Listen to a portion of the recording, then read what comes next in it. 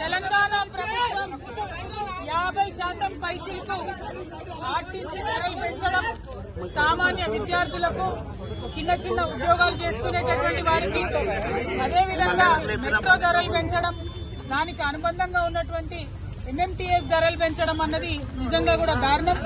ఎందుకంటే ఆదాయ మార్గాలను పెంచుతామని చెప్పి, ఉద్యోగాలు ఇస్తామని చెప్పి, అనేక కళ్ళబొల్లి మాటలు చెప్పి అధికారంలోకి వచ్చి 18 నెలలైనా కూడా ఆ కార్యక్రమాలు ఏం చేయకుండా కేవలం ఇప్పుడు మళ్లీ సామాన్య ప్రజల మీద భారం వేస్తూ ధరలు పెంచడాన్ని మేము చాలా తీవ్రంగా ఖండిస్తా ఉన్నాం. ఇవాళ అందుకోసమే బస్ భవన్ దగ్గర ధర్నా చేయడం జరిగింది.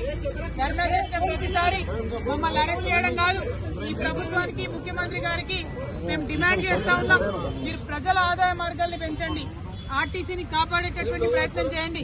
ఇంతకుముందు కేసీఆర్ గారు ఆర్టీసీకి ఎట్లయితే ప్రభుత్వం నుంచి నిధులిచ్చి కాపాడిందో అట్లా చేయండి తప్పితే మీరు సామాన్య ప్రజల మీద భారం వేసి ఆర్టీసీకి ఆదాయాన్ని పెంచేటటువంటి కార్యక్రమాలు చేయడం శుద్ధ దండగా. దీనివల్ల ఆర్టీసీకి లాభం లేదు, ప్రజల మీద భారం పడుతుంది, ఇబ్బంది పడతారు. గ్రామీణ ప్రాంతాల్లో ఉన్న ప్రజలకు మరీ ఎక్కువ ఇబ్బంది అవుతుంది.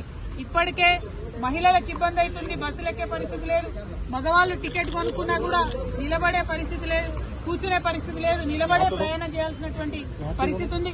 అటువంటి సందర్భాల్లో మీరు రేట్లు పెంచి ఎవరికి లాభం? కొన్ని రేట్లు పెంచితే కనీసం బస్సులు పెంచుతున్నారా?